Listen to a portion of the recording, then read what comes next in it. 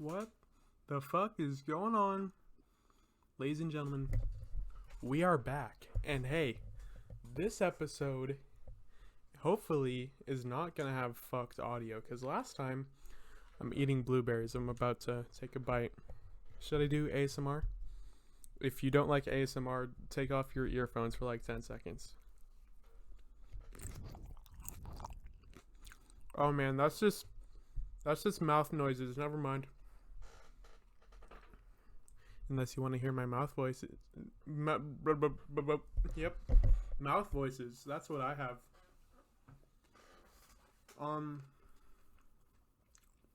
Yeah, last episode the audio was fucked. You had to turn it way up just to hear it. But that's better than the first episode on this channel. I decided to put episodes on me and the boys' old podcast channel that we tried to start. But the first episode was such like bad quality, so it didn't really take off. And Daniel's always busy anyway. And anyway, so I believe last time, episode 2, let's see, I think it was either a day before or a day after, what is it, when I did finals. So, my English teacher, I guess ex-English teacher now, doesn't do grades on, like the grading website, so I don't know how I'm gonna be able to see those. Oh god, those past like minute might have been a little quiet. No.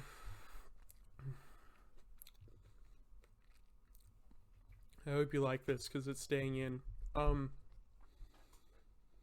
So I don't know how I did on my English final, but I mean, there's no doubt I passed. I'm pretty good at English, at least like, oh shoot, crinkle.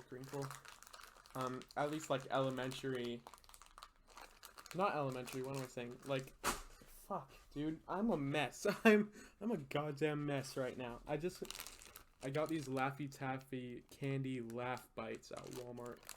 Kinda hyped to taste them, so give me a second. There we go. Now hopefully it won't crinkle so much. So, fuck, what was I just talking about, dude? Alright, hold on. Okay, so, like, I don't know, just earlier writing classes, I guess. I'm sure it'll get hard for me later, but right now it's just really easy. So I'm pretty sure I did well in that class. Squeaky chair. And in math, I got a 68%. And this was a prerequisite, which means it's a math most people do in high school. In high school, dude. And I got a 68. I mean, it's a good thing it's a prerequisite because a 68 isn't passing in college. Anyways. So, I want to get into this thing that I saw on Reddit. So, this like hurts my soul so much. So, I hope I'm not too loud. I have a roommate, like, not roommate, like a housemate that's like right next door. Let me find the screenshots here. So, one of the subreddits I subscribe to is called r/political compass memes. And if you don't know what the political compass is, it's like a 4 squared grid. And it, on the horizontal axis you have, on the left side you have total communism, and on the right side you have total capitalism. If you don't really know what those concepts are, well, I'm sure you know what capitalism is, and ultimate capitalism is just like free market. Or no, I could be wrong there. I'm not an expert. I'm fucking 18, okay? So, and then vertically you have authoritarian versus libertarian.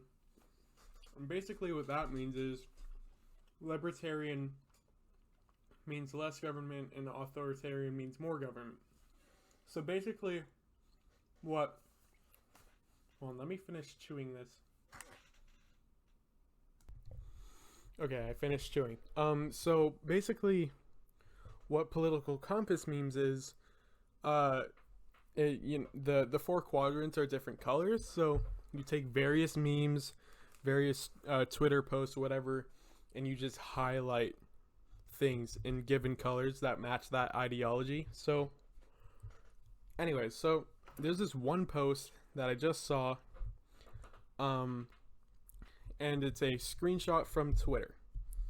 So the first tweet is highlighted in green, which means it's libertarian left, or libertarian communism, which means no capitalism but also little government. So, and then the second one is highlighted yellow, which is little government but capitalist. Okay, that's the context. Let me read it now. It says, if my rent money is paying for my landlord's mortgage, shouldn't I be part owner? And, me being, left, maybe a little bit lib left, I say, yeah, that makes sense. And then this guy, oh, he's verified. What the fuck?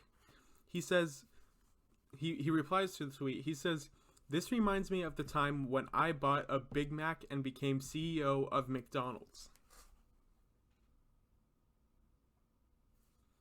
Huh? Which is like, oh, you just got owned, dude. You just got that first post. You just got owned. You just got absolutely wrecked, dude. And God, it just hurts so much. And then it's on Reddit, so some dude in the comments said, boom, libtards owned with facts and logic. But actually, yes, unironically this time. And I'm like, how?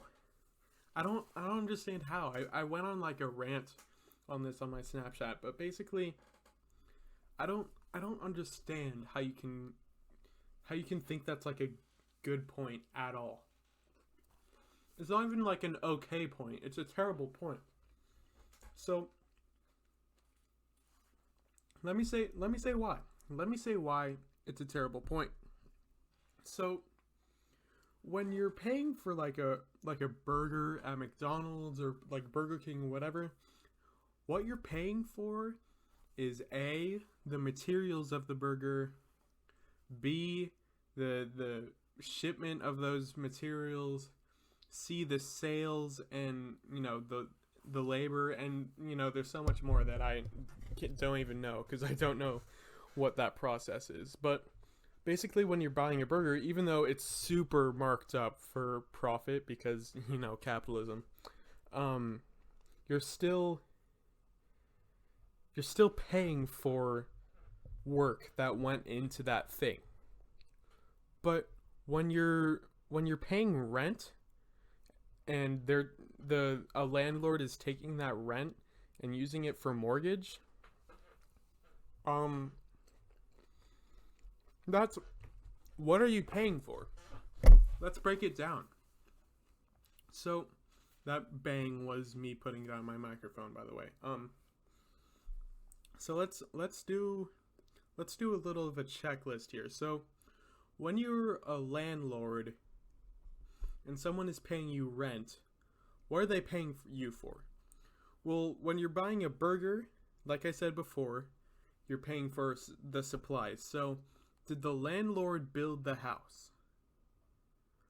In most cases, no. And even if they did build the house, the renter won't eventually own it. They won't own the house ever. They're renting. That's the whole point. So that's not right. You don't ship materials except for, shipping your envelope to pay if they live far away or something. There's no salesman. No one is there's no labor going into renting out a house except for, maybe like fixing stuff up, I guess, but you own the house, so that's your responsibility regardless. Um so what's left?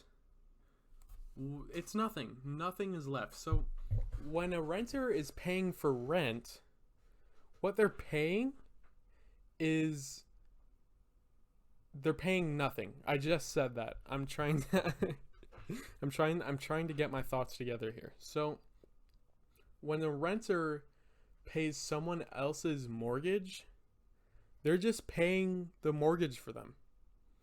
The landlord is adding nothing to the transaction. And the only thing the landlord has over the renter is they just have more money at a given point. They have more accumulated money at a given point. So there's I just don't understand how you can compare those. It doesn't make sense. And that's the kind of thing that just happens on r/political compass memes. And a good observation that Jared, well, I just doxed him, I guess. My roommate, or one of my roommates said, is that, as soon as something advocates for equality on all sides in political beliefs, it's going to be right leaning instantly. And it didn't really make sense to me when he said it, but when you think about it, it's so strange, because this is just an example. So in somewhere where they're advocating, they're saying, okay, all extremes are equally valid. That's what things like r/political compass memes are implying, when they're not. Because here's what like lib left is going for. They want human rights. They want Medicare for all. They want to stop exploiting people for their work. The classic $7.25 minimum wage per hour, only under capitalism. Whereas the right, the right is the KKK, dude. That sounds ignorant, but the KKK is in the right, because there's never been okay, well, hold on, that's a lie. Black power, black supremacy, that was sort of like a leftist thing, but that's different because black people are in the minority. They're being oppressed. So when you have a black movement or an LGBTQ plus movement or a trans movement, they're oppressed. So the goal is to not be oppressed. Whereas if you have a right, a politically right movement, you have your men, you have your white people, you have your cisgenders, you have your straight people. When they're having a movement, their goal is to continue oppressing. That's how majority works. So it's this political compass memes thing is saying, oh, well, the ideology that says we should have human rights and the ideology that says only certain people should have human rights are two sides of a coin. Which is insane to me, because it's not. It's not. One is explicitly evil and one isn't. And so it's an interesting phenomenon, and I'm glad I'm here now, because even 6 months ago, I was still, actually, it's probably coming up on a year now. I was a pretty avid Andrew Yang supporter, and basically what his main thing is his solution was to, his solution supposedly brought both sides together, both sides being the right and left, capitalist versus communist, socialist, whatever. I'm like, yeah, we should bring everyone together. You know, like that liberal notion that's like, we should all just love each other, man. We should stop all the hate, bro. We should just all come together. Okay? But what you're saying is the oppressed and the oppressors should come together. That doesn't work. You can't, because that's not what the oppressors want. Okay, so it's not two sides. It's not two equally valid sides. And that's what's harmful about things that are like that advocate for both sides.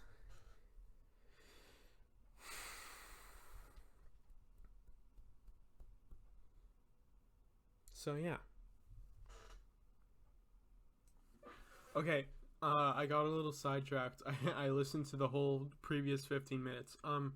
So I supported Andrew Yang because, his solution, it was capitalist, but it was also progressive, and it actually would help the let me take my headphones off. It actually would help, the working class slash poor class, basically the same thing at this point. That's me dying inside. But here's the thing. So here's how the primaries went, because Andrew Yang was in the primaries, the Democratic primaries for 2020. And here's how it went down. He got a little popularity. He wasn't going to win. So he dropped out early and endorsed Biden. Because, I don't know why, but presumably it's because, Bernie's a socialist. Social democrat. He's not that extreme. He just he just wants basic human rights, guys. Come on. And then, recently a lot of, quote, Yang Gang, Yang supporters are being upset because, Biden won and he's announcing his cabinet picks, and presumably Yang dropped out and endorsed him so he could get a cabinet pick. And it's kind of looking like he's not going to get it. What is that, like burp 3? And so people are like, yo, what the frick, man? What? And here's the thing. Joe Biden, and this is kind of like, this will make sense in a little bit. So Joe Biden, they're both capitalists, but they're capitalists for different reasons. I don't know why Andrew Yang is a capitalist. He might actually think that capitalism is better than socialism. Obviously capitalism and socialism aren't absolute systems, but he might actually unironically think that the system we have right now can just be improved upon instead of changed.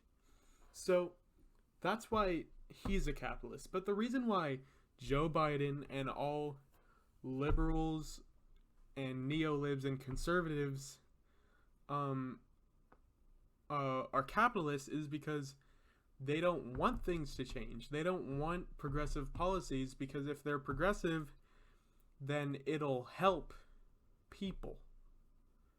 So what you get is a capitalist progressive trying to be like, hey, we can actually do this.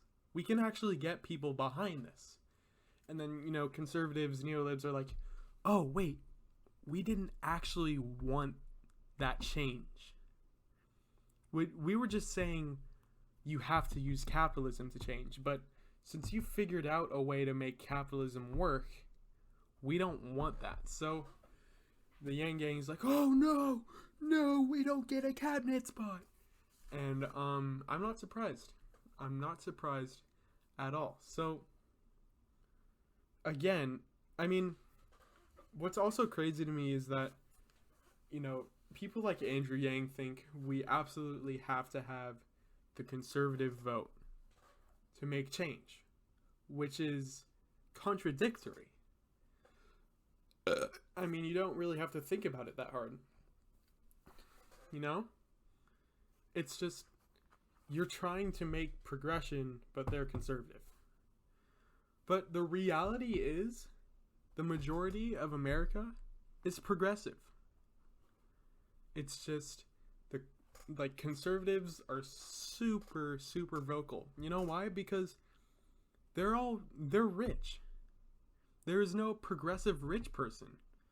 Because to be a progressive rich person, you'd have to be advocating for giving your own money away. And who would do that except for Mark Ruffalo. Fucking love that guy. Anyways, so, and he's not that rich anyway. He doesn't own companies, does he? I don't know. Hold on, let me check. Mark Ruffalo net worth $35 million. Wow, that's a whole lot. He's 52. I love that guy, dude. I could high five him any day. Mark Ruffalo, if you're listening to this, give me a high five, dude. You're the best. Anyways, yeah, he would get taxed for that though. But regardless, what the I went on a Mark Ruffalo tangent. Has that ever happened to anyone? So, anyways, so you don't have any rich progressives. What was the point I was making before that? Fuck, hold on. Right. So the reality of America is progressive. I mean, they did these exit polls all over, during the presidential election. By the way, Trump lost. Yay. Now we just have Joe Biden. Woo! Yeah! And they have these exit polls, which is you go and vote, and then while you're leaving, they come up to you and say, blah, blah, blah, blah, blah, blah, blah. And so the given question was, fuck. It was something about, would you support Medicare for all? And I think it was 30% of people were like, hell yes, we will take that. And then, or we want that, whatever. And then 40% were like, yeah, probably. We probably would. Which is 70% of people. And just today, the Bernie Sanders campaign Twitter account, I don't think it's his personal account, because he's Bernie Sanders. How is he going to be tweeting? So I don't know. He tweeted something about how support for Medicare for all was something like 2/3, I think. So you don't need the conservative vote ever. It's just you get these people like Ben Shapiro, fucking Turning Point USA, fucking Caitlyn Bennett, all funded by these super rich people to get their voices shouted across the internet. Which makes it look like, hey, we have equal voice in this, when in reality, it's not that many people. It's Trump supporters. And you know how much of the population Trump supporters are? I think it's like a third. That might not be accurate at all, but it's not a whole lot. But they're just overrepresented in media, because it all goes back to that, you have to represent both sides equally, even though one side is significantly smaller than the other. So it's fucked. It's fucked. It is fucked. Okay.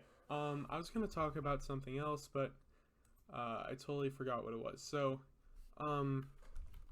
I wanted to change the subject to this guy named Mike Gravel. This guy, what a fucking legend. So cool. So, this guy, he was the... I'm on the Wikipedia right now. It's going to take me a while to find information on this guy specifically. Okay, the opening paragraph. An American politician, he served as U.S. Senator from Alaska from 1969 to 1981. Nice sex number. And he ran for president twice. And the reason why I'm bringing him up is that he just recently went viral from a debate. It was a Democratic primary debate in 2008. And in it, he denounces like everyone on stage. You got Hillary Clinton up there. You've got Joe Biden up there. You've got Obama up there, and he's up there, and he's yelling because these people are all fucking imperialists. Jesus Christ, these people are all imperialists. They're all imperialists. So, I might link that video in the description if I can find it. But anyway, so I looked more into this guy, and this guy's so awesome. This guy's kind of like older Bernie Sanders. He was born in 1930, so he would be 40, 50, 60, 70, 80, 90, 100. So he's 90. I think he's 91 actually. So this guy is 91. And he ran for president. He entered the primaries this year. And basically what his goal was, I watched this in an interview. It's an absolutely atrocious interview. You can obviously tell the bias. I think it's by shoot, hold on. I do not remember. Hold on. Mike Gravel 2020. Is that going to give it to me? I think it was The Guardian. Or maybe it was the Rolling Stone.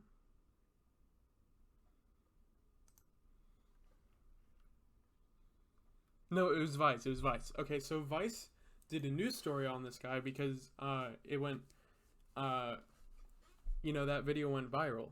And so he actually ran, I literally just fucking said this. So, they interviewed him, and Vice was super biased. It's actually really gross how they portrayed him and his campaign managers. And basically, what he wanted to do this time around, he's 91 years old. He's not gonna be president.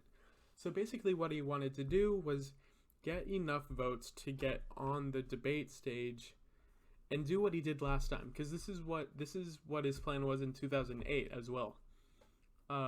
He wanted to be up there and just point out people's bullshit. That's what he wanted to do.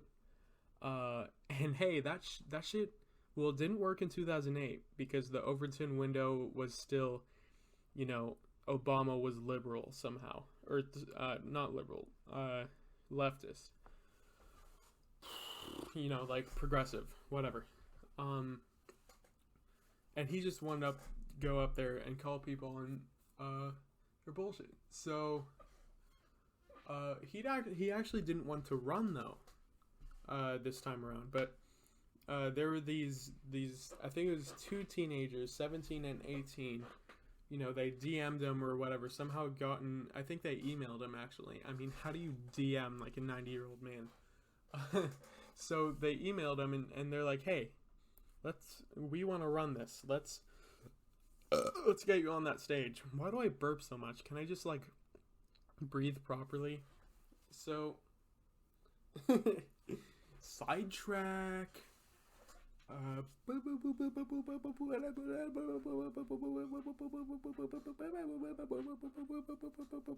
Okay. That was a brain rest for me. So they came in contact with this guy Mike Gravel, and they were like, "We want to run the campaign for you." So he gave them the login for his Twitter, and they went off,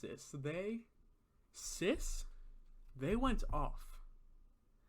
So anyway, there was like tons of memes of it, but anyway, so Mike Gravel, cool guy, and honestly, if he had made it onto that primary debate stage, Bernie probably would have had a better shot at winning, because this guy is based and epic. Okay, he's red-pilled as fuck. Yeah. All right. Let's get off of politics, dude. Actually, no, just kidding. So, recently I've been watching Hassan Piker. I saw someone I follow retweets him a lot. So, I already knew he was cool.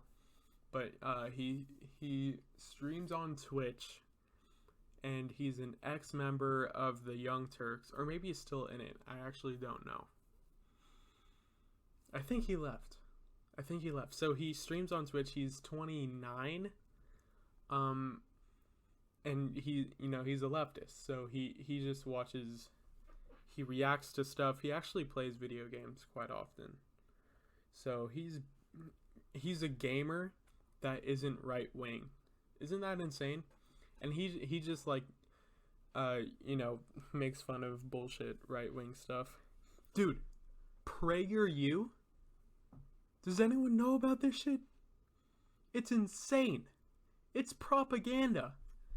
It's propaganda marketed as intellectualism. It's supposed to be a Prager University, but it's not based in facts, and it's not based either. It's not based, and not epic, dude.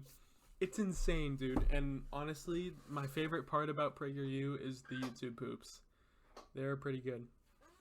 Oh, dude, there's this YouTuber that I watch. His name is Mr. Beat. He's a history teacher or professor. I don't know what level he teaches. But he does like super interesting history stuff. And he does current events sometimes. So yeah, he's pretty cool. Go check him out if you want, I guess. Sometimes I get kind of guilty about talking about how stupid landlords are, or the concept of landlords is, when I'm a landlord's son. I fully believe that once my mother passes away and I inherit it, actually I probably won't sell this house. Because the mortgage is already paid off, so I'll probably just do like super cheap rent. I mean, let me think. I'll probably want something for repairs. Although I guess the tenants could just pay that if that happened. So I just have them pay for utilities. So it'd be like $100 a month probably. I live like a 5-minute drive away from U of O, so it's always going to be student housing pretty much. And that just, I like couldn't stand being a landlord, My mom is different because, I don't know, she's got a lot of debt she has to pay off. And my grandmother, her mother was she's the one she inherited all her help, all the wealth from. And she was like a terrible person, my grandmother. And my mom didn't see like a dime of that money until my grandma died, pretty much. I mean, even my grandpa died when my mom was like 12-ish, I think. And my grandma would just leave them. Them being my mom, her older brother, and her younger brother. The younger brother being mentally handicapped, and let me let you in on a secret. The older brother is kind of a shitty guy. He's not a good person at all. Don't tell my cousin that though, because I love him and he's nothing like him. Oh wow, if he hears this, he's gonna like disown me probably. So, anyways, my grandma got her wealth from her husband, my grandpa, my mom's dad, because he was like an engineer slash architect. He worked on the Embarcadero in San Francisco, and she got it from her dad. I don't know what he did. I think he was like a car dealership owner. I don't know. Yeah, I actually have no idea. But anyway, so she was like filthy rich, and she would just travel without my mom and her siblings when she was like 16, maybe even earlier than that, and would just like leave them grocery money, which is like, yeah, sick, dude, house all to myself. No, she had to take care of my my mentally handicapped uncle. Anyway, this is a fucking sad sob story, and honestly I don't want to get into it. But anyway, so I think her being a landlord is kind of justified. It still kind of sucks, but she's in debt right now. This is a lot of personal information.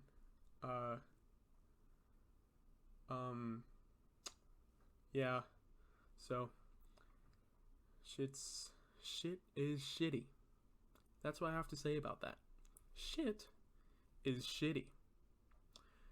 We are at 36 minutes. God, I don't know if anyone's gonna want to listen to this. It's just kind of lame, if I'm honest. Oh, you know what's fucking insane? So, the girl I was talking about last podcast, I believe I brought her up at some point. The one that, we kind of ended on bad terms. I fucking rematched with her on Tinder. And she apologized. Which is crazy. I didn't think she would do that. So now we're kind of like back together now. So that's a happy thing. That's a good thing, I think. It's like really hot when you can talk to girls about politics. I'm not saying that girls are less politically aware. If anything, they would be more. But I don't know. It's just really nice. Get you a girl who can do both. Political discourse. Bruh, moment. Get you a girl who can do both. You dig?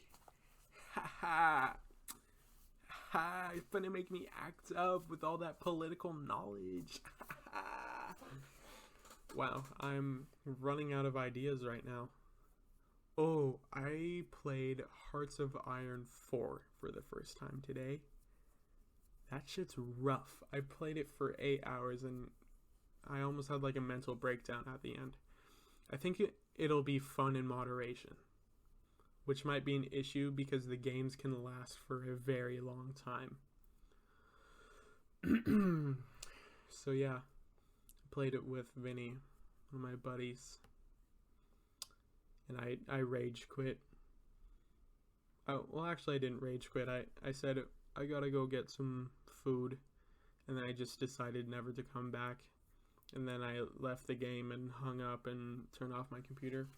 Probably like a shitty thing to do, but it was for my mental health. And frankly, if I had like ended up talking to him, I probably would have just been toxic. So probably the best solution there was just to get the frick out of Dodge, dude. It's like God's chips. God's chips. That's not. That is not what I meant.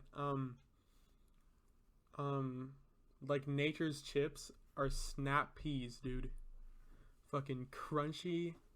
They've got a little sweetness to them, and they're just really good. I can eat like an entire pack of them, and I don't feel guilty because they're vegetables, dude.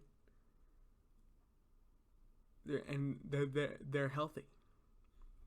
So that's pretty pog champ, if I'm being honest. I keep on going into my sarcastic voice. I probably need to wrap it up here. This is a late night episode. It is 11:30 currently.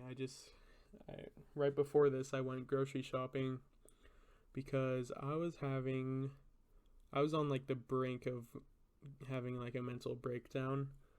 But then I went shopping and then I remembered when I stay inside too long, I get depressed. That's pretty much an absolute rule. Like, if I stay inside for like, well, actually, I think it was a combination of staying inside and then also I worked all last week. And that's a real bummer because I'm a flagger, the guys that hold the stop signs. And so you can just like stand in one place for like 8 hours and just not talk to anyone. And this is really depressing. I think I talked about this last episode, but I'm quitting as at the end of this month. It is Saturday the 19th December 2020 at 11:30. I already said 11:30. Anyways, so yeah, I was just feeling really down and then I just went grocery shopping and like they were playing kind of like a groovy song at Walmart and I just started like dancing to it. That's how happy I was. So, if you ever see me in person and I'm looking real gloomy, tell me, hey, David, Mason, whatever your name is, go the hell outside. Go the hell outside. Take a deep breath of fresh air. And you know what? You know what they had at that Walmart? I don't know why I picked it up. You guys can't see it, but Ready Whip non-dairy made with coconut milk. And honestly, I haven't felt this good in so long. Oh. So good. Probably would have been better if I wasn't so fucking dehydrated, but anyways. So yeah, peak of the week right there, I think. I mean, we have 30 minutes left of the week, so maybe it isn't the peak. I think the boys are in Discord right now. No, they're not. Okay. Never mind. Okay, I was ending this. Okay, good night, good morning, wherever you are. Oh, I have to do the thing. I have to look back at the podcast and mention my favorite part. This week, actually, I don't know if it was a week. I don't know. This episode, my favorite part was when I took the shot of whipped cream just now. That was pretty good. Yeah. All right. That wraps it up. See you guys next time. Peace.